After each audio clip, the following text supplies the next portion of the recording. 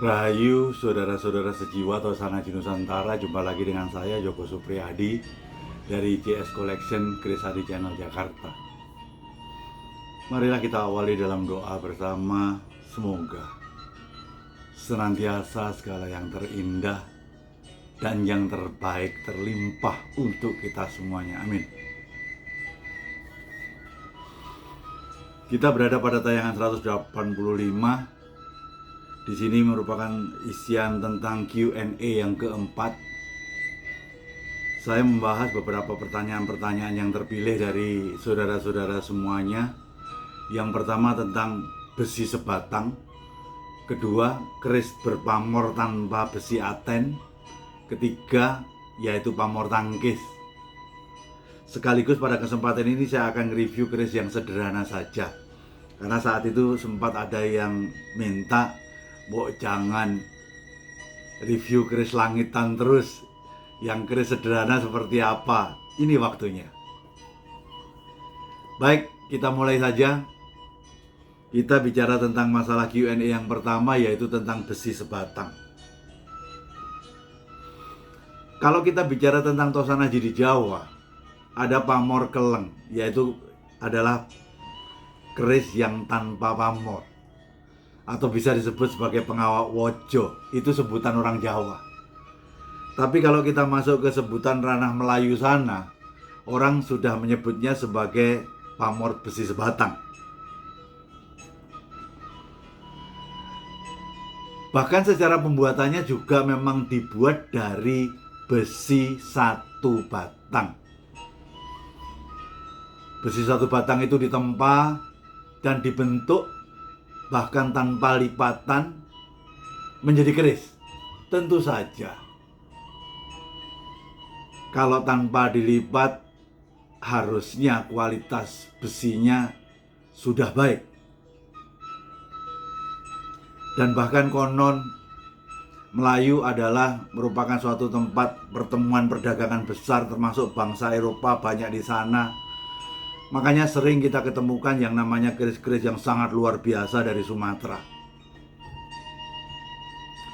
Kalau di Jawa tentunya menggunakan semacam suatu, yaitu pasir besi.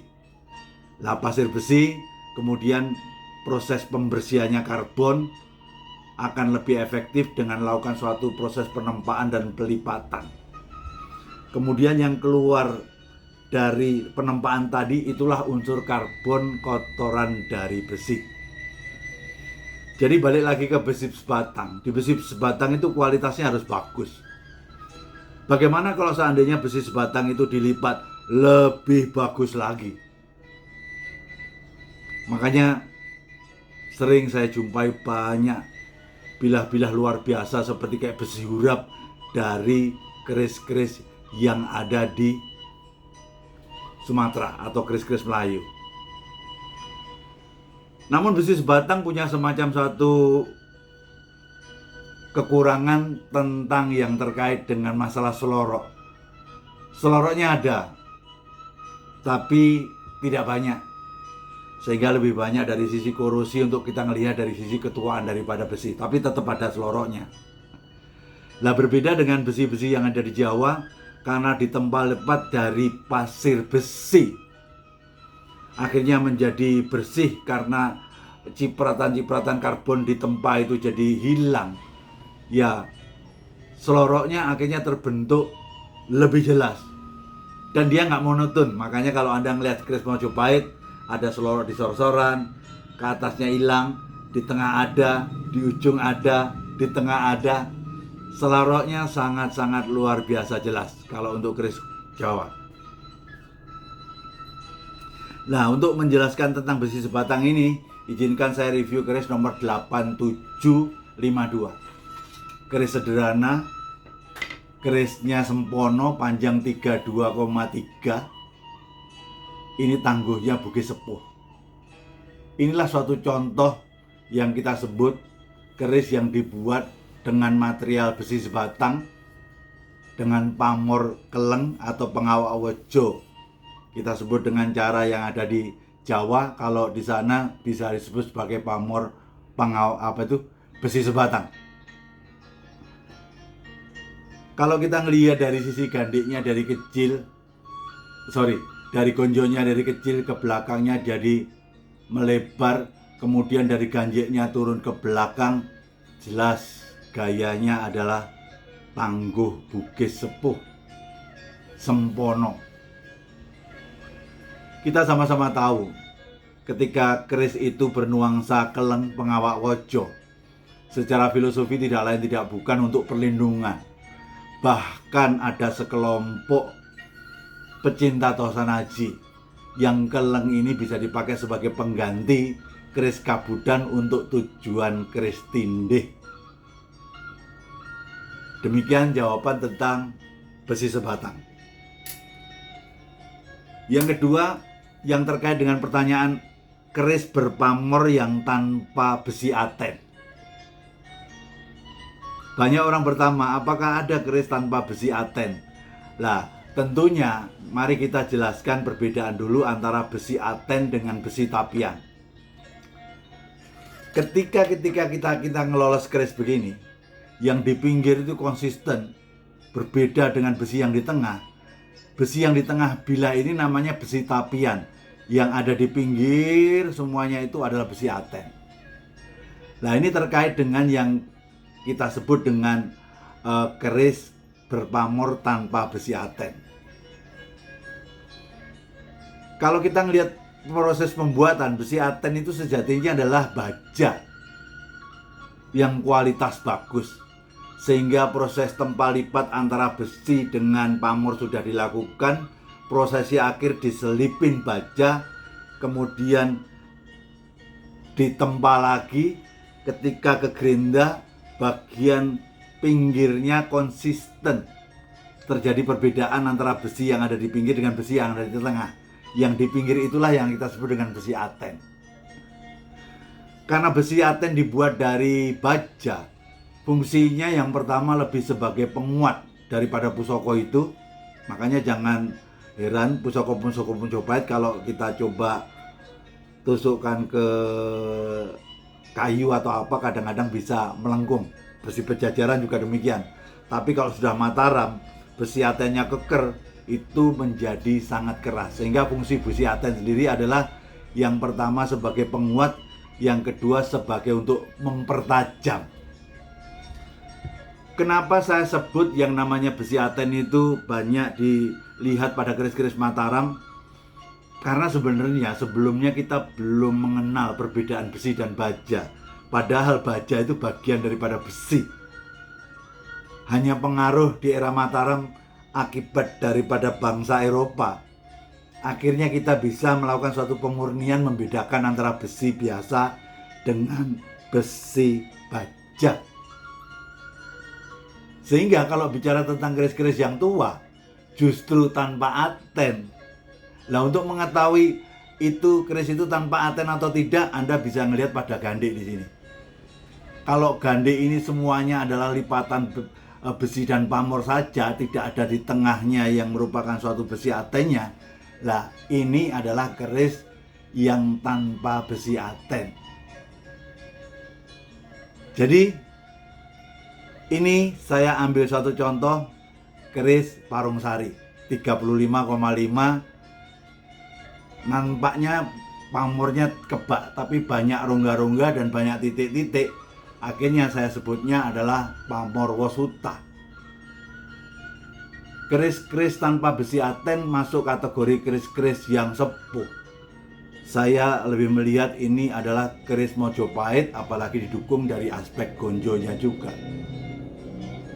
Nah, ketika kita lihat gandik yang ada, benar adalah ini keris tanpa besi aten. Akhirnya kita ngelihat kalau pamor sepenuh ini kok banyak yang nerjang landep. Bayangkan, kalau besi sama pamornya dibuat full, buahnya ditempa lipat, kemungkinan pasti akan ada meleset yang ke pinggir kanan atau ke pinggir kiri. Lain cerita kalau finishing dari pembuatan besi sama pamor itu ditempa baru dimasukin aten.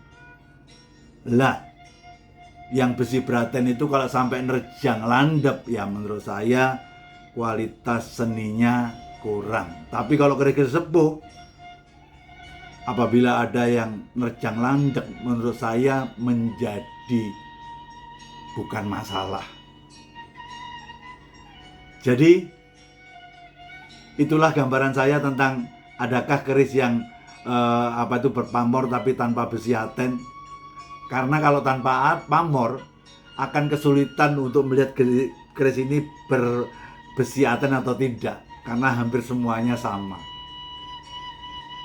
Baik saudara, ini tadi review keris yang kedua 8756 nomornya, Parung Sari.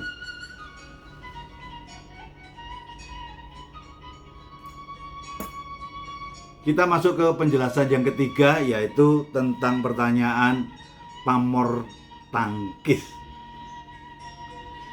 Sebelumnya ini hanya merupakan sesuatu kesepakatan aja, pemahaman, sehingga kita punya suatu bahasa yang sama. Ketika Anda punya bahasa yang berbeda juga nggak apa-apa juga. Namun ini merupakan suatu kesepakatan yang disampaikan oleh Bapak Bambang Hasrinoksmo. Pamor dikatakan tangkis kalau dalam satu bilah itu satu bagian ada pamornya, pada bagian sebelahnya tidak ada pamornya, yaitu keleng. Itu disebut dengan tangkis. Tapi kalau ada suatu keris di sebelahnya ada pamor A, di baliknya juga berpamor tapi beda pamor B, itu kita sebut dengan pamor selewah. Jadi kalau kita mengamati sebutan dengan pamor tangkis, berarti pasti ada satu bagian yaitu yang keleng atau pengawak wojo. Sebenarnya ketika kita bicara tentang masalah pamor-pamor yang unik seperti ini, ada orang bicara tentang itu sesuatu yang rekan atau yang alami. Kalau rekan itu memang sudah direka oleh seorang empu menginginkan pamor X. Kalau yang alami itu bisa aja terjadinya empu merekan yang namanya X, jadinya jadi Y. Jadi pada dasarnya yang alami seperti ini akan mempunyai sesuatu nilai rasa sendiri. Misalnya contohnya udan mas tiban. Empu tidak ingin membuat sesuatu rekan udan mas yang rekan, tetapi dalam proses tempal lipat terbentuklah beberapa komposisi udan mas. Itu kita sebut dengan udan mas tiban. Sama juga karena usia, tiba-tiba satu keris yang berpamor yang sangat minim, tiba-tiba pamornya copot menjadi kelengan. Itulah memang merupakan suatu proses yang kita sebut dengan alami. Nah, biasanya itu terjadi karena kekuatan sang waktu. Percaya atau tidak, sehebat apapun yang kasatnya mata yang ada di muka bumi ini, pada akhirnya akan dikalahkan oleh sang waktu, cepat atau lambat. Nah, ini menyangkut masalah pamor tangkis yang saya sajikan. Kali ini adalah pamor tangkis yang saya sebut alami.